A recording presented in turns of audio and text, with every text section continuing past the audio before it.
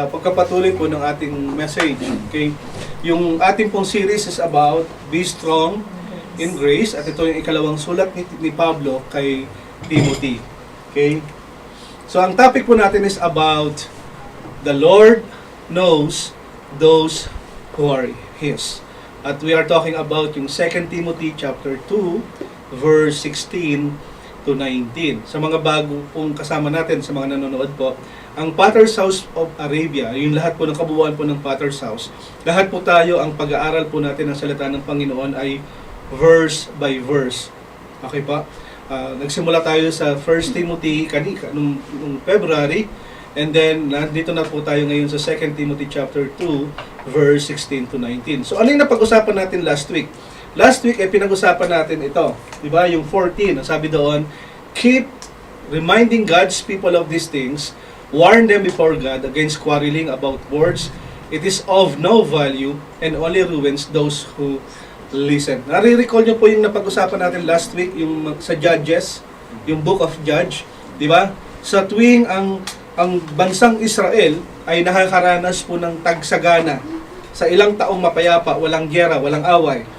Ito yung dumarating yung pagkakataon na sila naman ay nakakalimot sa ating Panginoon. Okay? At dito papasok yung mga quarreling, dito papasok yung mga murmuring, yung gambling. At the same time, nagkakaroon ng ngayon sila ng pagkatalo-talo.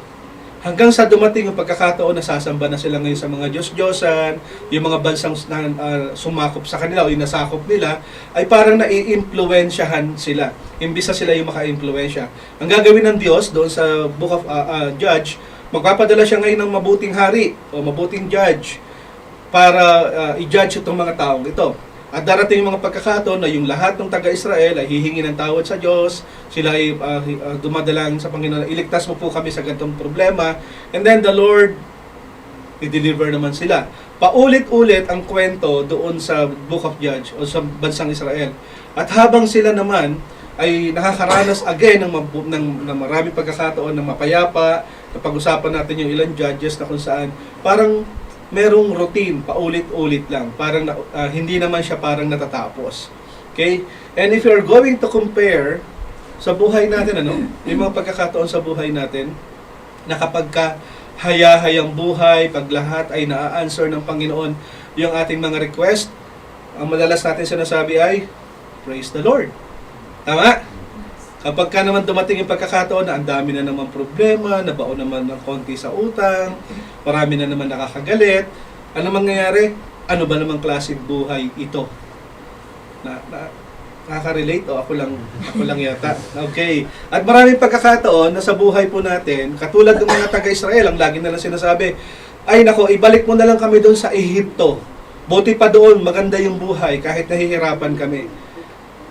Parang tayo rin, buti pa nung hindi ako naging Christian. Di ba? Pag inaya ako ni kumpare, nakakainom, saan sa kami nagpupunta? Di ba? May mga pagkakataon sinasabi, buti pa nung hindi ako Christian, hindi ako parang merong nakongonsensya sa akin. So, ganun din sa buhay ng Israel. Paulit-ulit na lang siya at dumarating yung pagkakataon na kung saan, bakit ganito? At darating nga yung pagkakataon, kakausapin natin ng Diyos at sasabihin, Lord, ito po yung promise ko. Okay? Pagka naging okay po ako, ito po yung gagawain ko. Marami ako nakasama.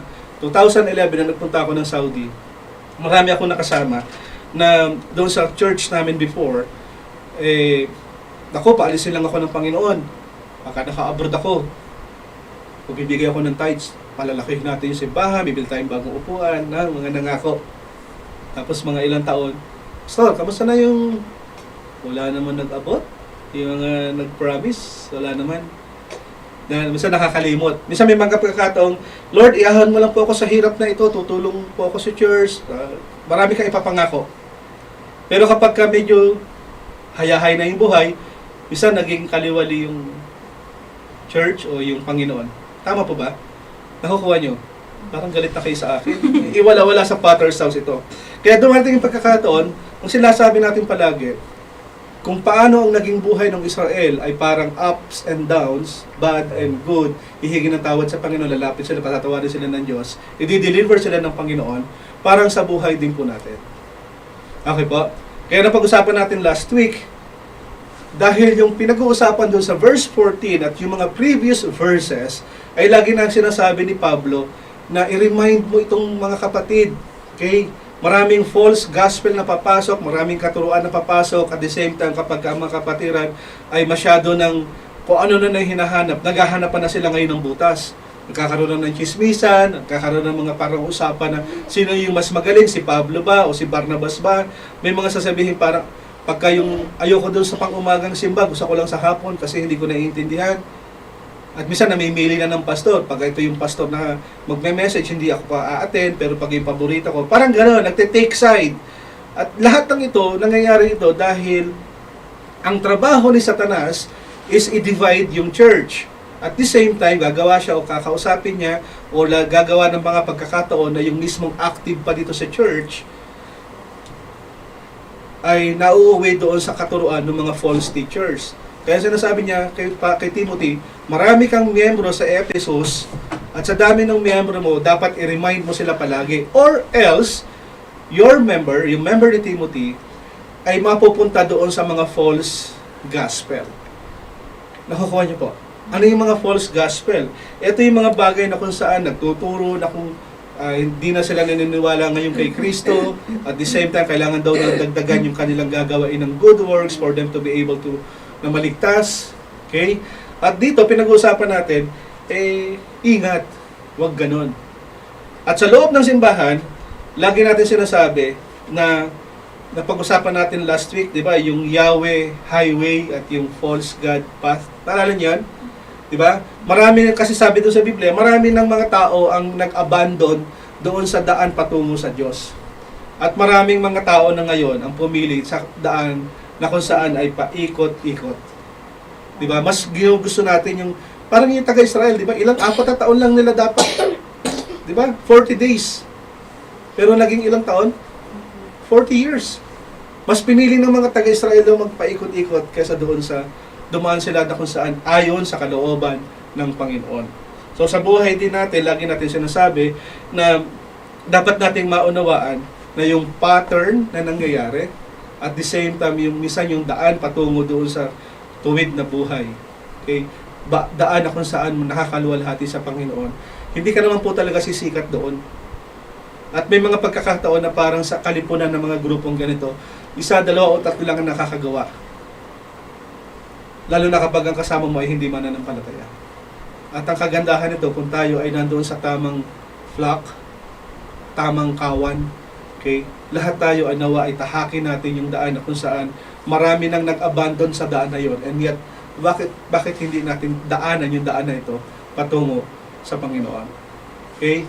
At sinasabi nga, di ba, last week, naalala natin, parang yung buhay natin sa GPS, no? As you travel, ang sinabi straight lang, pero bigla kang kumakaliwa, bigla kang nasisilat, bigla kang nagbabackslide, at may mga pagkakataon na kapag ikaw ay kumaliwa, ano sasabihin ni Siri kapag naka-Apple ka? Di ba? Kumanan ka uli, diretso ka uli. Naalala niyo yun? Parang hindi kayo. Okay. So sinasabi doon, parang ang Panginoon din, as we continue to read the Word of the Lord, di ba? Sinasabi, ito yung kalooban ng Panginoon. You need to pray, you need to read the Word of God, you need to obey, you need to meditate the Word of God. Dahil dito kanya dadaan, dito kanya tatahakin sa tamang daan. Nakukuha po.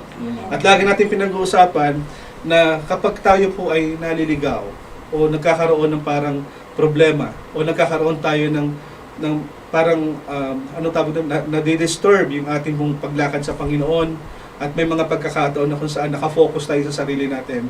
Mga kapatid, go back to the cross. Balikan natin kung ano yung ginawa ni Kristo doon sa krus ng Kalbaryo. Dahil minsan, sa dami ng mga victory na meron tayo, sa dami ng pera na meron tayo sa bulsa, minsan sa dami ka ng pagkakataon parang na-overwhelm ka ng position or somehow ay parang natatakpan na yung mga ginawa ni Kristo. Darating yung pagkakataon manlalamig ka sa Panginoon. Darating yung pagkakataon na kung saan kikilos ka na lang sa gitna ng simbahan, tatayo ka na lang sa harap, sa lakas na meron ka. Nawa ay, ang sa ating lahat ay, ang mag-fuel po sa atin to continue to serve, to pursue Jesus is go back to the cross. Alalahanin natin palagi. Alalahanin natin kung ano po yung ginawa. ng ating Panginoon. At ang banal na Espiritu po lagi ang siyang nagbibigay sa atin ng parang boses na maliit no, sa tenga natin. Kung gawin yan, gawin mo ito, ito yung nakakalugod sa Panginoon. At laging pinapaalala sa atin ito ng ating Panginoon through His Word. Kaya nga sabi doon, the highways were abandoned, travelers took to winding path.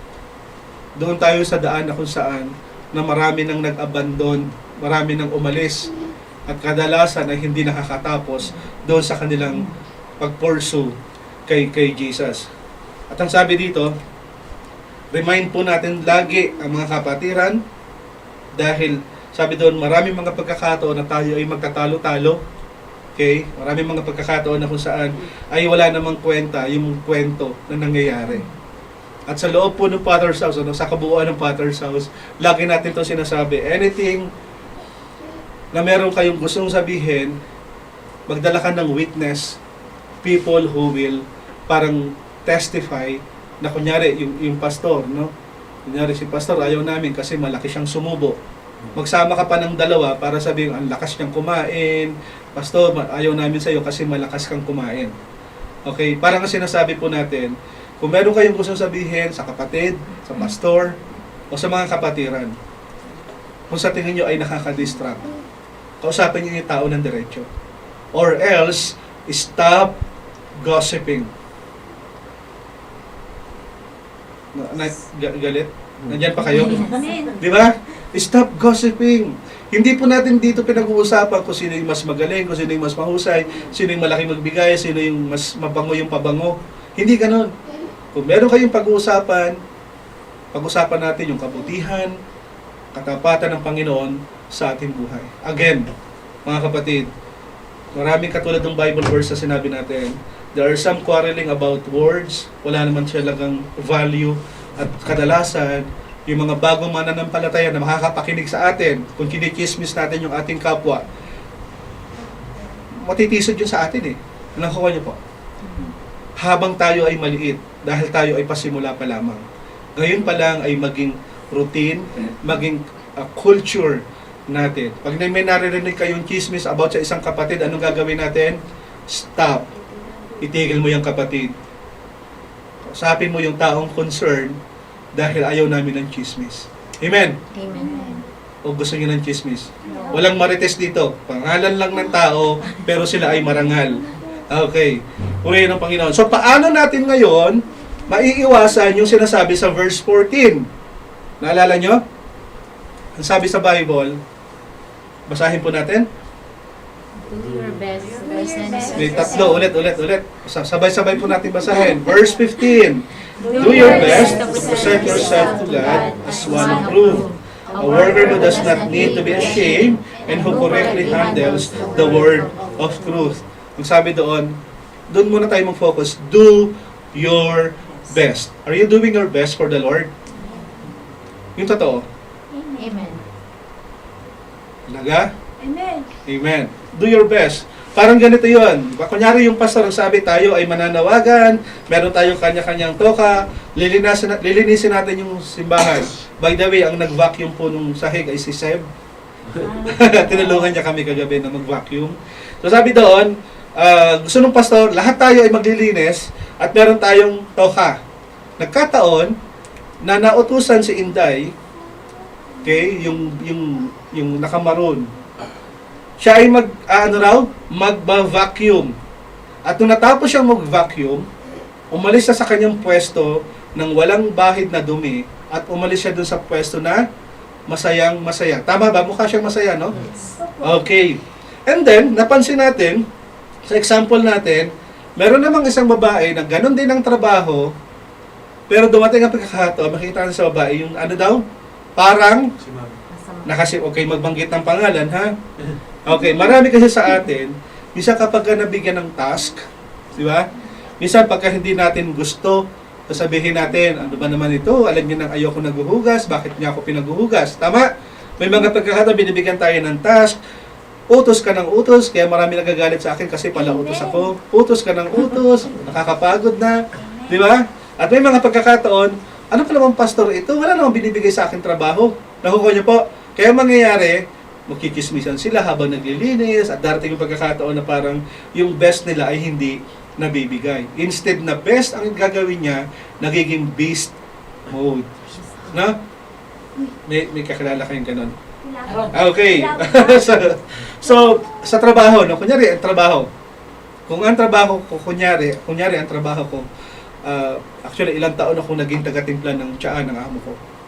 Okay? Every morning, ginagawa ko yun. Binibigyan ko siya ng tsaa sa table niya. Isang taon yata mahigit, kung nasa damang pa ako. Dumating yung pagkataon, natuwa siya sa akin dahil wala namang basura doon doon meron kaming cleaner. But I love to do it for my boss. Dahil inutusan niya lang akong magbigay ka ng tsaa sa akin kada umaga. So ang ginawa ko, nagkaroon ako ng extra mile. Since nandun yung pinag-inuman niya, hindi na itapon yata nung facilities, ang ginawa ko, tinatapon ko na siya. You know what happened next? Bibigyan niya akong ng 2 riyan. O yung isang tsaa sa iyo at ang isang tsaa ay sa akin. Parang nakilala niya na he's doing his best aside doon sa task na ibinibigay. Kaya parang dumating ang pagkakataon na nagkaroon ng promotion na isama yata yung pangalan ko doon. Bakit ko sinasabi ito? Hindi para pagyabang. Okay, dahil ang mga kaibigan ko po sa trabaho ay mga tagalinis, taga-timpla ng kape, yun yung mga barkada natin doon. Pero dumating yung pagkakataon na parang kung saan people will see if you are really doing your best. Tama po ba? Andyan pa po kayo. Amen. Nakikita niyo yung tao. At kapag ka nakita ito ng tao, dito mo makikita yung tao mismo ay lalapit sa iyo at sasabihin, good works. You did it. Tama? Ang tawag natin doon ay extra mile. Sa trabaho natin, pag sinabing 7 tayo pumapasok? Tama? Sa trabaho natin, ang binigay sa atin trabaho, kunyari ang trabaho mo ay taga-print lamang. Pagkakulang ng papel, anong gagawin mo? Hahanap ka ng papel, lalagay mo doon sa printer. Nakukuha niyo po. Kung ang trabaho mo, kung sa trabaho mo, o sa bahay, o sa villa kunyari, may mga pagkakataon na bibigyan tayo ng task to eliminate yung gossiping, to eliminate yung panaghilian, to eliminate po yung parang kanya-kanya, to eliminate po yung mga pagkakataon na parang ako na lang inuutusan, ako yung magaling. If all of us will do or did our best, meron tayong nag-iisang audience na nakatingin sa atin. At yun lamang po ang dapat nating bigyan ng papuri at dapat nating i-please. And that audience is matuto po tayo. Ano man ang gagawin natin, do it for the Lord. Nakukuha niyo po. Dahil anumang bagay na ginawa mo sa Panginoon, never kang aangal. Anumang bagay na ginawa mo sa Panginoon, never kang maghahanap ng mali ng iba. Anumang bagay ang ginawa mo sa Panginoon, never kang sasama ang loob. And I really praise God dahil sa bansang ito. Nandito tayo ngayon. At kung may makikita kayong ibang lahi na sabihin nating tamad, pasalamat ka, tamad sila. Dahil kung naging masipag ka, hindi tayo kailangan dito. Tama po ba? Do your best sa trabaho, sa bahay, at sa simbahan. Nakukuha niyo po. Kaya next time, pag sinabi natin ang service natin ay 10 o'clock, darating tayo ng 9:30. Praise God. Pag sinabi sa trabaho ang pasok ay 7 o'clock, papasok ka ng 6:30. promise? Opo.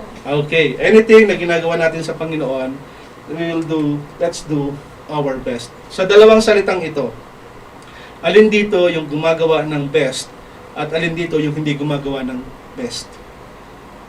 Sitting around, quarreling about words and minor points that will never change our lives, or working together to reach people to the good news and then teaching them to follow Jesus. Which one is yung tinakikita natin?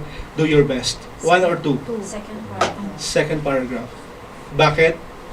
Dahil ang trabaho po talaga natin is to make disciples. At kapag na-disciple natin yung tao, we will teach them to follow Jesus, and we call it discipleship. Nandiyan pa po kayo? Amen. Kung gusto niyo pong malaman yung kabuuan ng ating kwento, balikan po natin yung usapan next week. o yung message last week dahil dito po tinalakay natin to ng mas detalye. Again, do your best to present yourself to God as one approved, a worker who does not need to be ashamed and who correctly handles the word of truth. And this morning, ay pag-uusapan naman po natin yung ating topic about be strong in grace. The Lord knows those who are His. At dito makikita po natin kung paano ang salita ng Panginoon ay dapat nating alagaan at the same time kung paano tayo magiging matalino pagdating po sa mga salita ng Panginoon as we continue to study the Word of God. May we ask everyone, again, this is one of my favorite parts. Sige po, tayo po lahat ay tumayo. Dahil darating ang pagkakataon, baka wala na tayong opportunity to read the Word of God in public. And this is one way to say, basahin po natin ito ng merong kagalakan. This is our story, ang ating pong Bible verse for today. Again, basahin po natin. Avoid godless chatter, because those who indulge in it will become more ungodly. their teaching will spread like gangrene. Among them are Hymenaeus and Philetus, who have departed from the truth. They say that the resurrection has already taken place, and they destroy the faith of some. Nevertheless, God's solid foundation stands firm, sealed with this inscription, the Lord knows those who are His, and everyone who confesses the name of the Lord must turn away from the wickedness. Sige po, tayo po yung mga kapuna. Purihin ang Panginoon sa pagbabasa ng kanyang salita. Whisper of prayers habang kayo'y nakaupo na nawa ay maintindihan natin yung ating pong mensahe sa umagang ito. So as we continue, no? Ang ating pong kwento ay tungkol sa mismong salita ng Panginoon na makikita natin to sa 1 Thessalonians 4:13 to 18. Okay? Sa Biblia, sa New Testament, okay, si Apostol Pablo, yung lahat, karamihan ng kanyang epistles, ng love letter, okay, karamihan ng kanyang kwento sa Bible ay hindi po siya ang nagsulat, kundi ito ay dinikta niya. Katulad dito sa Timothy, kasama niya dito si Lucas, at si Lucas po ang nagsusulat ng kanyang idinidikta. Nakukuha niyo po. At si Pablo ay meron lamang siyang isang libro na isinulat on his own writing. Hindi niya ito dinikta. At ito po yung book of, guess? Okay, sabihin niyo na lang Galatians. Galatians. Yung book of Galatians po ay isinulat ni Pablo on his own writing. Hindi niya ito dinikta. Kaya naman, sa kwento natin sa umagang ito, isinulat niya, kinuwento niya, o dinikta niya, sa isang tagasulat niya, yung 1 Thessalonian. Yung 1 Thessalonian. And then, nung bago lumabas yung libro ng 2 Thessalonian, okay, sa Bible merong 1 Thessalonian, may 2 Thessalonian. Yung in-between ng 1 and 2 Thessalonian, merong isang nagsulat and they claim na sulat ito ni Pablo. Nakukuha niyo po. Merong nagsulat na pagkatapos ng 1 Thessalonian, merong nagsulat ng parang isang maliit na salita at ang sinabi, sulat ito ni Pablo, ito yung nangyari bago dumating yung 2 Thessalonian. Nakukuha niyo po, in between. At in between na ito, ang nakalagay dito is they twisted the story. Okay? Yung gospel, yung mabuting balita na ginawa ni Kristo, ang ginawa nila doon ay parang iniba nila ng kaunti. At dumating yung pagkakataon na kung saan maraming tao ang na-discourage nung nabasa nila ito. At kadalasan, ang sabi nila, yung daw rapture ay nangyari na. Yung nabasa natin kanina, di ba? Tapos na yun, nangyari na. Kaya yung iba, nagtaka, bakit ako lang yung naiwan? Asa na sila? Bakit parang hindi ko nabalitaan? Pero ang sabi nung nagsulat, yung bogus letter, tapos na yung rapture. Dumating na ang Panginoon. Yun ang sabi nila. Kaya naman, maraming tao ang parang naniwala pa rin sa kanila, even though they heard the gospel, even though naturuan naman sila ng tama, and yet, marami pa rin sa kanila ang sumama doon sa mga taong ito upang sila ay in-entertain po nila yung kwento o yung usapan yung sulat in between 1 Thessalonian at 2 Thessalonian. Kaya naman, ang ginawa ni Pablo, siya ay nag-dictate, again, ipinadala niya po ito sa simbahan. Ang sabi niya rito ay, basahin po natin, "Brothers and sisters, we do not want you to be uninformed about those who sleep in death, so that you do not grieve like the rest of mankind who have no hope. For we believe that Jesus died and rose again, and so we believe that God will bring with Jesus those who have fallen asleep in Him. According to the Lord's word, we tell you that we are who still alive, who are left until the coming of the Lord, will certainly not precede those who have fallen asleep. For the Lord Himself will come down from heaven with a loud command, with the voice of the archangel and the trumpet call of God, and the dead in Christ will rise first. After that, who are still alive and are left will be caught up together with them in the clouds to meet the Lord in the air. So will be with the Lord forever. Therefore, encourage one another with these words." Dahil yung bogus na sulat, ang sabi, tapos na, dumating na si Kristo, at naiwan na kayo. Just to give you yung glimpse about doon sa yung pinag-uusapan natin second coming now. Darating po ang pagkakataon sa pagtunog ng trumpeta, sa pagdating po ng Panginoon, sa isang kisap mata, sa isang iglap, habang ang Panginoon ay bumababa, ang lahat ng Kanya ay sasama paakyat sa langit. Parang merong meet up in the air.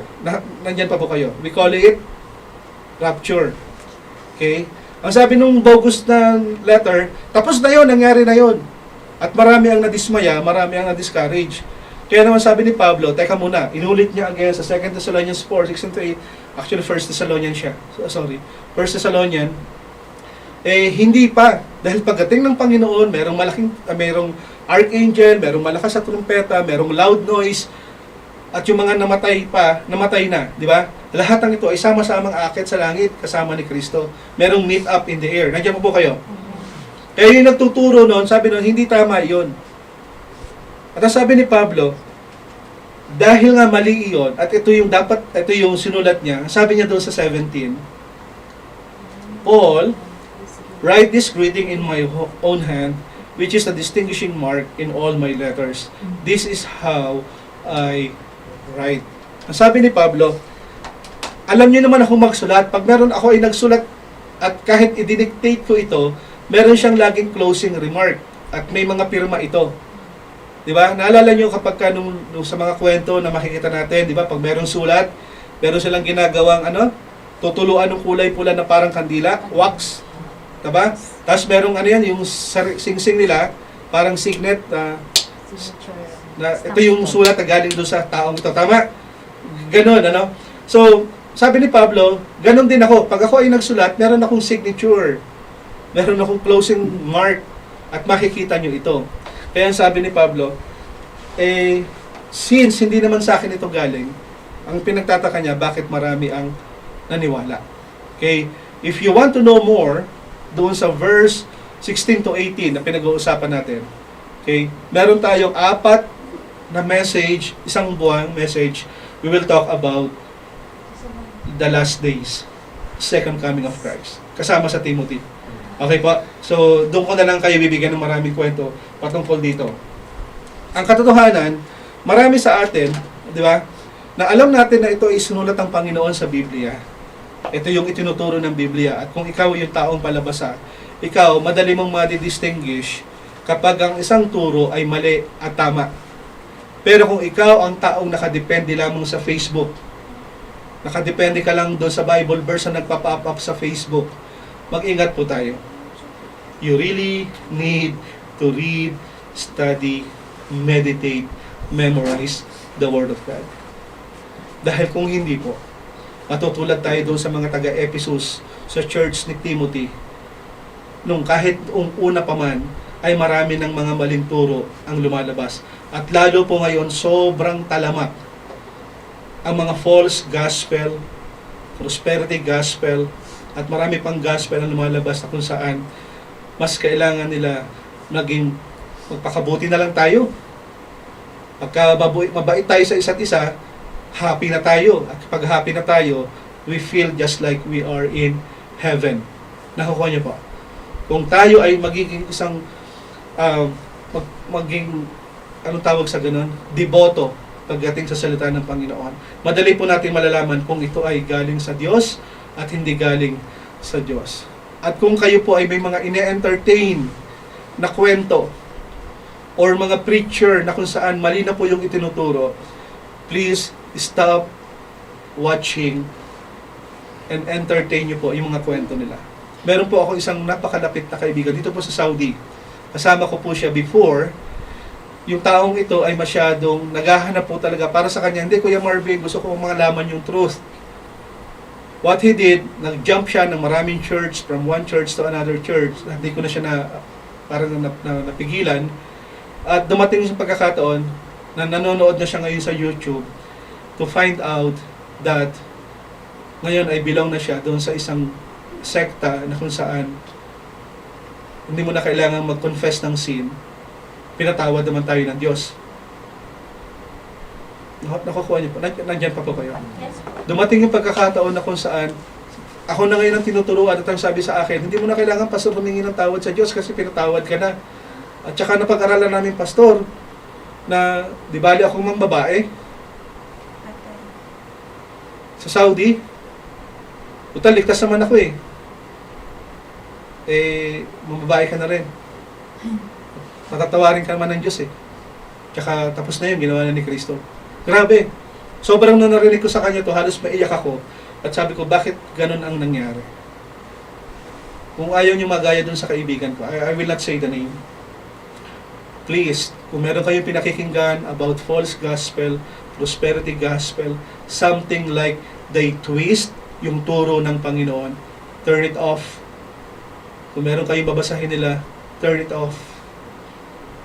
Stop watching, entertaining, dahil darating yung pagkakataon, baka kayo ay maligaw. Nandiyan pa po kayo?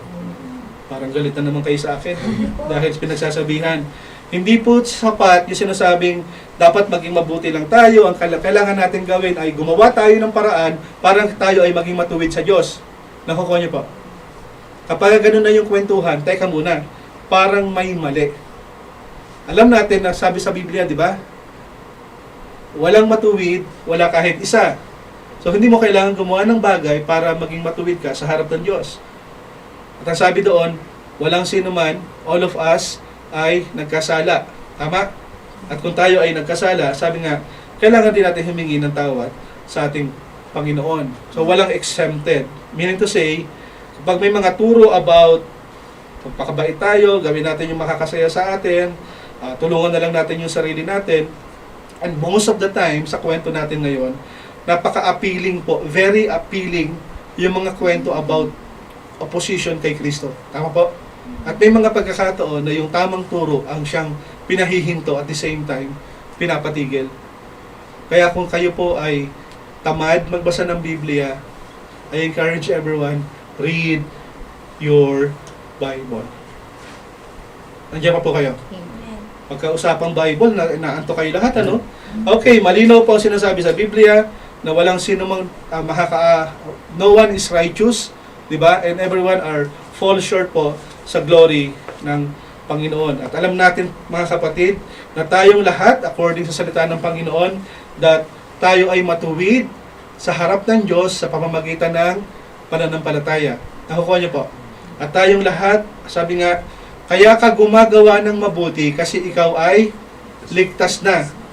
Hindi ka gumagawa ng mabuti para ikaw ay maligtas. Nakukuha niyo po yung difference. At maraming katuruan ngayon, dapat gumawa ka ng mabuti, dapat maging mapagbigay ka, dapat ganito mga gawin mo para maligtas ka. Pero hindi po. Sa Biblia ang sinabi, all you have to do is maniwala ka that Jesus died on the cross for my sin and your sins. Mga kapatid, the bad news is, dapat tayong lahat ay paparusahan. Tayo dapat yung ipapako sa krus at babatuhin. Pero lahat ng ito ay inako ni Kristo at siya ay namatay once and for all. Nakukuha niyo po. And this is the good news. Ito po yung good news. Also that He died and rose again after 3 days. Therefore, ang sabi doon sa Ephesians 2:8 and 9, tayo ay naligtas sa pamamagitan ng pananampalataya. Not by our own works, so that hindi tayo magmalaki sa Panginoon. Nakukuha niyo po? Again, ang sabi doon, avoid godless chatter because those who indulge in it will become more and more ungodly. Ano yung keyword? Avoid. Stop doing it, entertaining it, stop watching, stop following any people na magtutulak sa inyo para kayo ay maligaw. Nakukuha niyo po? Madali mong malalaman na mali ang turo dahil sabi nga, tayong lahat ay naligtas sa ginawa ni Kristo. Tama? Hindi tayo naligtas dahil ang sabi ni pastor, tumayo daw ako at pag tumayo ako, maliligtas ako. Ang sabi ng pastor, pag pinag-pray ko tong pray na ito, maliligtas ako. Hindi po ganun. Tayong lahat ay naligtas dahil sa ginawa ni Kristo doon sa krus ng Kalbaryo. Klaro po? Amen. Clear? Amen. Okay. At ang sabi doon, sabi, i-avoid daw natin, dahil sabi doon, their teaching will spread like gangrene. Their teaching will spread like, meron tayong doktora dito at may mga nurse tayong kasama. Sinasabi ko rin, please don't research the word gangrene. Especially kapag kayo ay bagong kain. I tried to research it at masuka-suka po ako. Hindi po mainam tingnan. Tama po ba? O gawa-gawa ko lang. Sinearch ko po talaga. Kung isa-search yung salitang gangrene, pagtapos nyo lang kumain, kung mahina yung sikmura ninyo, ayun na, sinesearch na nila. Okay. And sabi dito, their teaching will spread like gangrene. Okay. Paano ba ibig sabihin nun? Sa totoo lang po, alam natin, na mga, especially yung mga nasa medical, yung gangrene ay hindi na talaga tinitreat. Tama po ba? Gawa-gawa ko lang ulit. Okay, yung kapag ang isang tao ay merong sakit, hindi na talaga to tinitreat.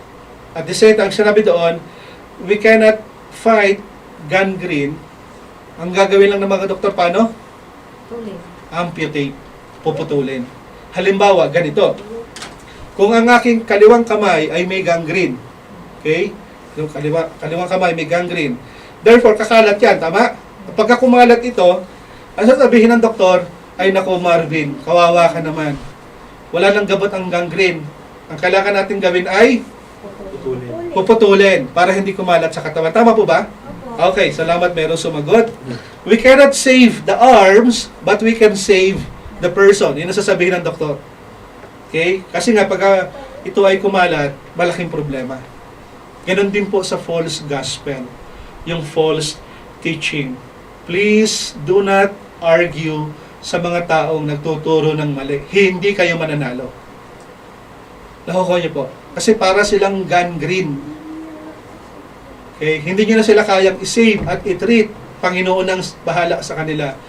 But, we love them. Right? Kaya naman, ang sabi ni Pablo, avoid godless chatter. Nandiyan pa po kayo? Dahil kapag ito ay in-avoid mo, kasi nga sila ay parang merong sakit na katulad nung gangrene. Okay? Klaro? At ang sabi doon, among them, basahin po natin yung 17, their teaching will spread like gangrene. Among them are Hymenaeus and Philetus, who have departed from the truth. They say that the resurrection has already taken place and they destroy the faith of some. Klaro. Kaya kung magkakaroon kayo ng anak, bukod sa mahirap na siyang bigkasin, huwag niyong ipapangalan ng Hymenaeus and Philetus. Okay? Mahirap bigkasin at ang hirap isulat, pero hindi rin siya magandang halimbawa. Nakukuha niyo po?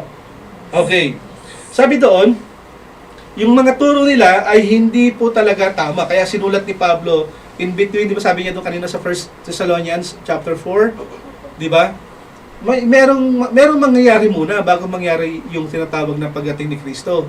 Pero ang sabi ng mga false gospel, nangyari na.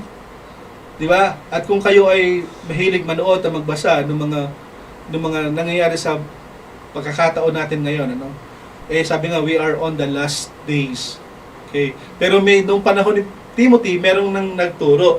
Kaya naman, dumating yung pagkakataon na kung saan maraming kapatid ang nadamay. Halimbawa, sila ay nasa maraming ganito, halos nakati po yung simbahan. Kung pag-aaralan niyo yung history ng Ephesus.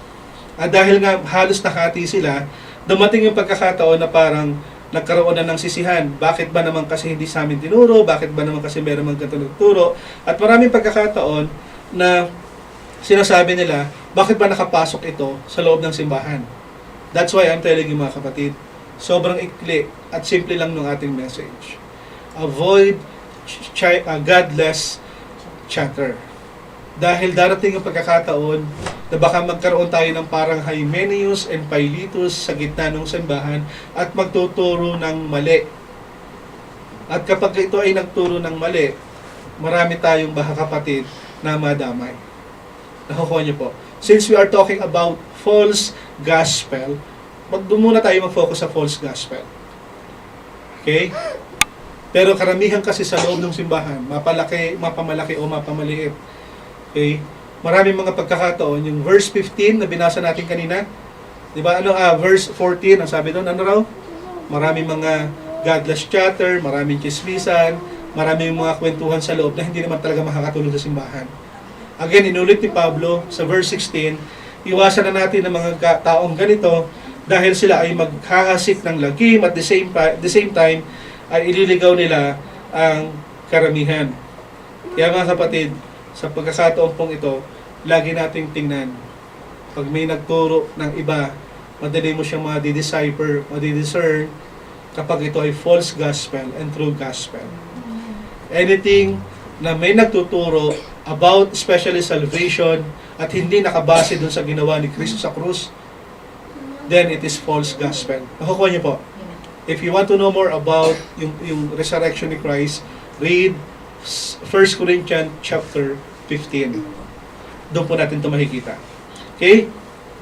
So dito, sinasabi ni Pablo, yung mga nagsulat ng bogus letter na kumukontra po doon sa mga katuruan natin, lahat ng ito, please, stop communicating with them. Dahil hindi po talaga siya makakatulong. And avoid nyo po ang makipagtalo dahil hindi po talaga kayo mananalo.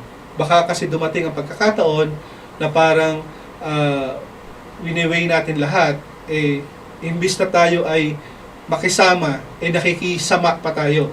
Imbis na tayo yung makahila, tayo pa yung mahila. Nandiyan pa po kayo? Okay. Kaya ang sabi dito, nevertheless, God's solid foundation stand firm, sealed with inscription. Anong nakalagay? The Lord knows those who are His. Marami pong tagasunod ni Kristo. Okay? Ayun, may mga pagkakataon, used to believe the gospel. Naligtas sila. Okay? Dumating yung pagkakataon na sila ay tumanggap sa ating Panginoon. Pero, hindi na nila ito parang, dumating yung pagkakataon parang tinabangan ng lamig. Okay?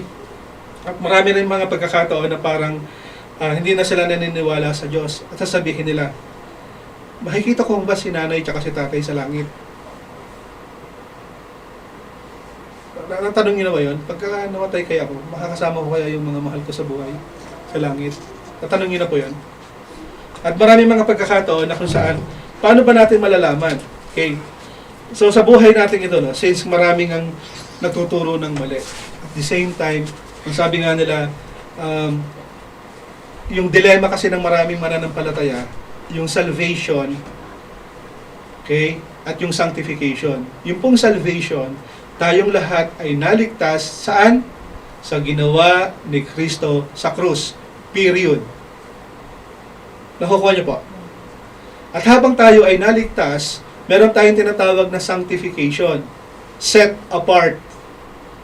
Yung set apart, parang toothbrush. Toothbrush. Yung toothbrush, kapag ginamit ko, pwede ko bang ipahiram sa inyo? Kadiri, no? Yaki. Bakit? Kasi ito ay set apart. Sanctified. Nakukuha niyo po. Therefore, kapag ikaw ay naligtas ng Panginoon, ang buhay mo ngayon ay set apart. Andiyan pa kayo? Amen. Kaya nga, maraming dilema ang pagkakataon na kung saan may mga nagtuturo kasi na kapag paano yun? Ang sabi sa Biblia, ligtas ako dahil sa ginawa ni Kristo. Tama. Naniniwala ba kayo roon?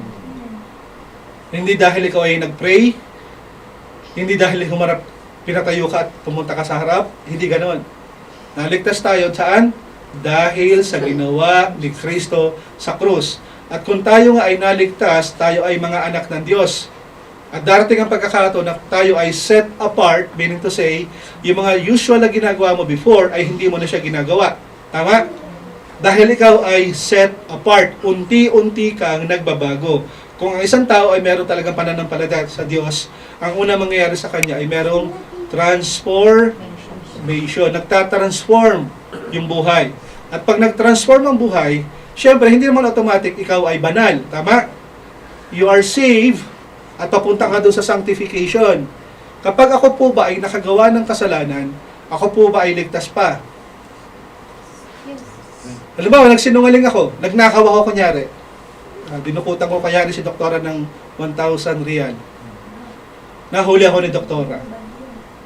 But yun. I know. Example lang. Anong gagawin? Ako ay nandukot, tama? Kung dinukutan ko si doktora, nagnakaw kunyari ako. Ligtas pa ba ako? Hindi na. Ligtas pa rin. Bakit? Dahil sa Ginawa niya sa klaro tayo ron. Yes. What if ako ay nakapatay? Aksidente. Nagka-drive ako, meron akong kunyari pasahero, baka wala na sumakay sa akin. Or intentionally, meron akong may napatay. Example lang ito ha. Ligtas pa rin ba ako? Hindi na. Ligtas pa din. Bakit? Dahil sa Ginawa ni Jesus. klaro tayo ron. Amen. We are saved because sa ginawa ni Kristo, pero tayo ay set apart dahil tayo ay unti-unting binabago ng Panginoon. Nakukuha niyo po. Kaya nga mga kapatid, kapag tayo ay nagkakasala, may mga nagtuturo kasi, nagkasala ka, ganito yung gawin mo, ganito yung gawin mo. Pag ginawa mo ito, babalik ka doon sa kaligtasan mo. Mali. Klaro. Pero, hindi siya license to sin. Kamukha nung kaibigan ko. Kung babae ka ngayon, total, pinatawad naman ako ng Panginoon, niligtas naman niya ako. Nakukuha niyo po. Ganito yun, ano? Kapag ikaw ay saved, you are sanctified, yung ikatlong S, ang tawag doon ay service. Paano yung service?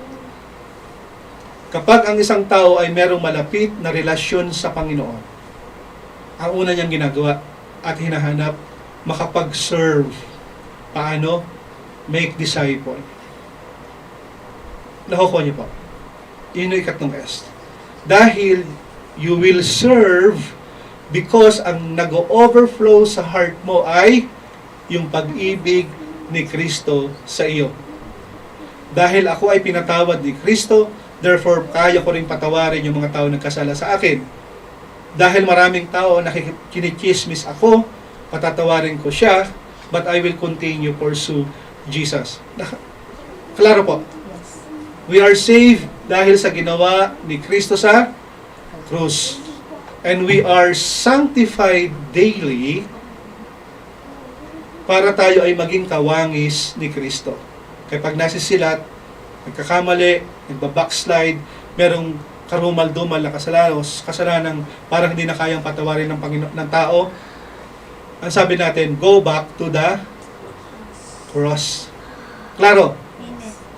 And as you continue to pursue Jesus, yung ikatlong S will kick in, and that is service. You will serve, you will share the Word of God dahil nag-overflow yung love ni Jesus sa iyo. Kung naliligwak, bumabagsak, nagkakasala, hindi siya licensed to sin, pero ang pangako ng Panginoon, He is faithful and just to forgive our sins and cleanse us from all our unrighteousness. 1 John 1:9. Klaro tayo ron? Amen. Okay, purihin ng Panginoon. I hope, at kung hindi pa kayo klaro, let me know. Kausapin niyo si Kuya Richard, may mga kapatid tayo, we will tell you na ito yung sinasabi talaga ng Biblia. At pag may nagturo other than that, we will consider it false gospel. Klaro po? Amen. Parang ayaw nyo na. Okay, tuloy natin. Paano yung mga kapatid ko, yung kamag-anak ko na makikita ko ba sila sa langit? Tricky question, pero I want you to be clear on it.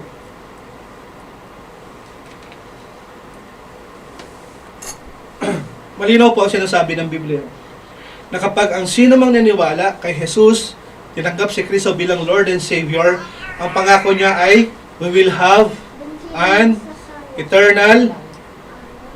Again, kapag ikaw ay naniwala kay Jesus, ang regalo ng Diyos sa iyo ay ano? Eternal life. At kung ikaw ay merong buhay na walang hanggan, dahil ang Diyos lamang ang makakapagbigay nito, therefore, paano na yung mga taong naniwala doon sa false gospel? Ligtas pa rin ba sila? Yes. Dahil sila nga ay hindi palabasa, dahil sila nga ay in-entertain yung katulad ni Hymenaeus and Philetus.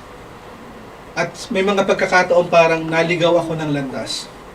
Yes, nandun pa rin yung salvation dahil ikaw ay naligtas dahil sa ginawa ni Kristo. At kung may mga pagkakataong ikaw ay naniwala dun sa false gospel, parang sinunod mo pa siya minsan, pero darating yung pagkakataon, alam mong may mali. Alam mong hindi ito yung turo at tinuturo sa amin ng Biblia. Ano sabi natin? Go back to the cross. Dahil malinaw ang sinabi ng Panginoon, na ang Panginoon ay namatay para sa ating lahat. Tama? Sa mga taong tumanggap sa Kanya bilang Lord and Savior. Pero, paano yung kamag-anak ko na namatay, pero hindi naman sila nakarinig ng balita? Makikita ko ba sila sa langit? Sa tingin nyo? Hindi, di ba? Bakit?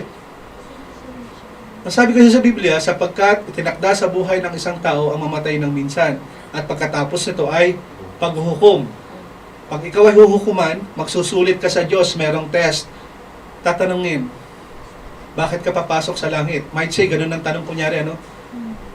Hindi mo naman pwede sabihin, buti akong tao, marami akong pera, tapos ako ng college, manager ako.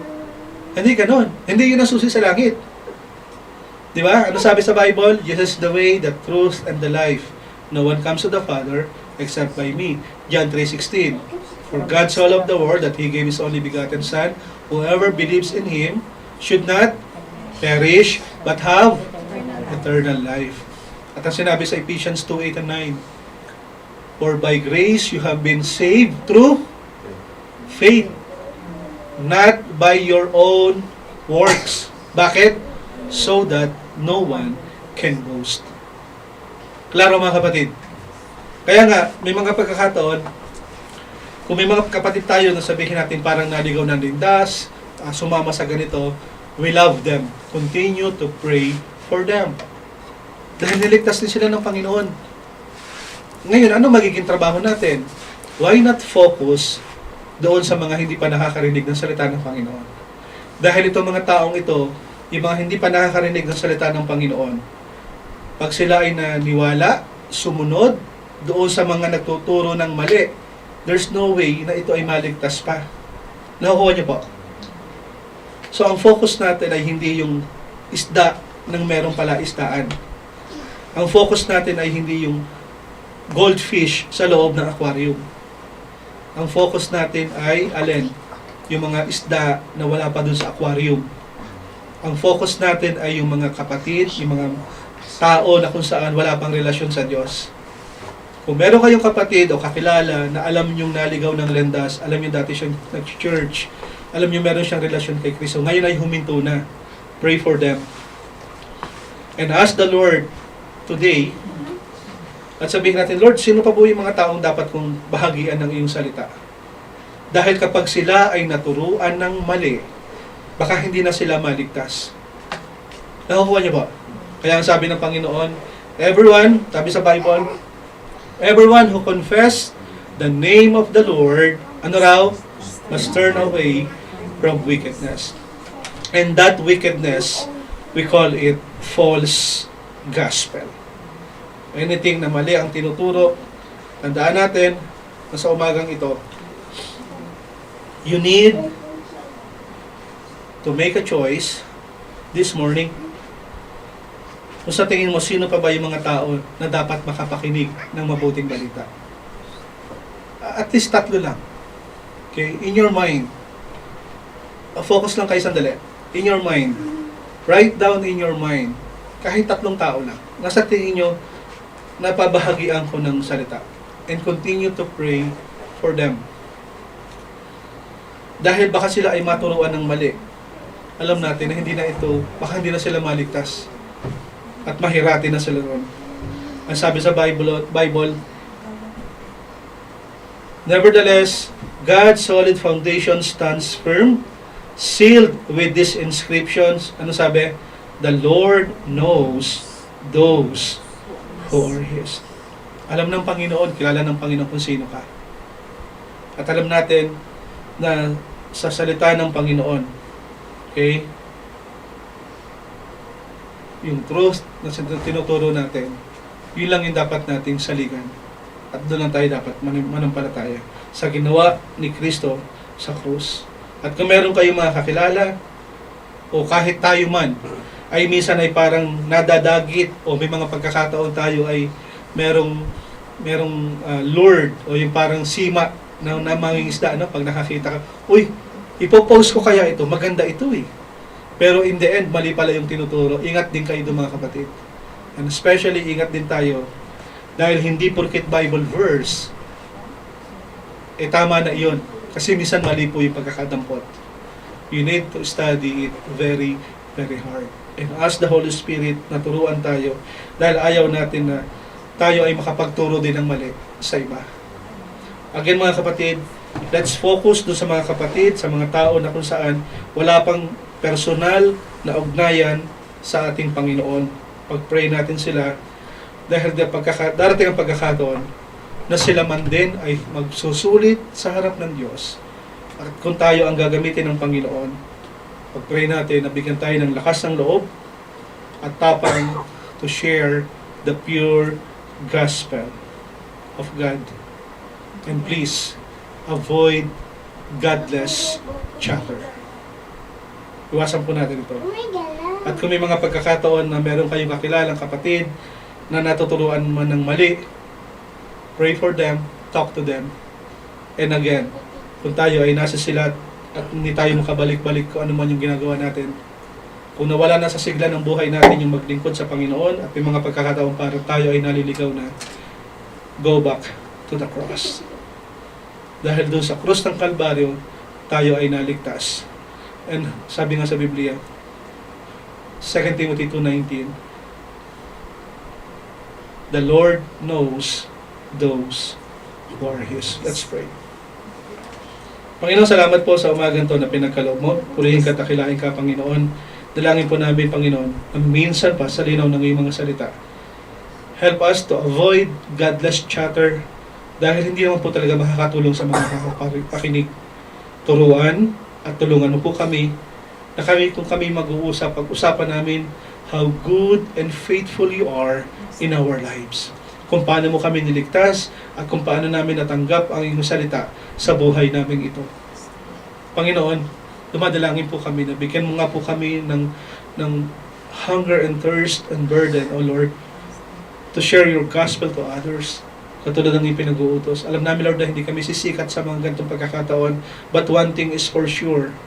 May mga mahal kami sa buhay, may mga kakilala na gusto rin namin, Panginoon, makasama sa iyong pagdating.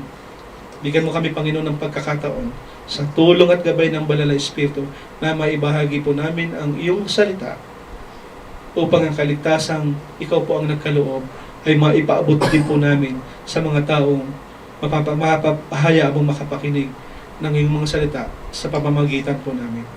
Panginoon, pinabalik po namin sa iyong lahat ng papuri at lahat po ng pasasalamat, pang aming dalangin sa pangalan ni Jesus. Amen.